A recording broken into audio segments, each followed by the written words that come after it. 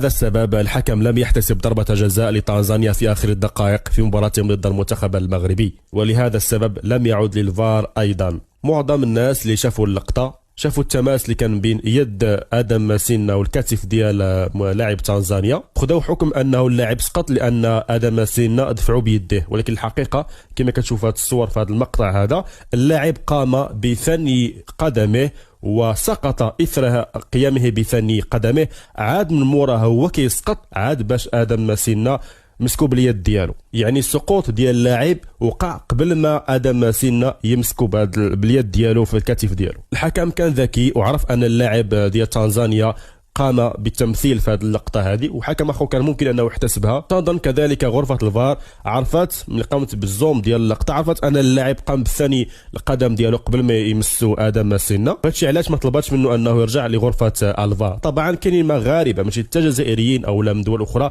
كاينين مغاربه غيقول لك لا راه ضربه جزاء صحيحه، ولكن القانون ديال ضربه الجزاء واضح في هذا الامر هذا. اذا سقط اللاعب قبل التماس مع لاعب الخصم ليست ضربه جزاء، لانه سقط سبق التماس سقوط اللاعب. ومن جهه اخرى حكم المباراه الحكم المالي تفادى توجيه بطاقه حمراء مباشره لاحد لاعبي تنزانيا اثر التدخل ضد زلزولي، فجمعوا بنص برجليه بجوج. كذلك اللقطه ديال الكعبي مع الحارس لها وما عليها، لان الحارس اتجه نحو وجه ايوب الكعبي وليس نحو الكره، ولو ان الحارس راه في منطقته ولكن ما عندوش الحق انه يضرب اللاعبين ولا يطرشهم بالقفازات ديالو. وعموما الاهم هو الفوز والتاهل لدور ربع النهائي. وصراحه المنتخب المغربي ظهر بوجه متوسط في هذه المباراه خصوصا في الشوط الاول.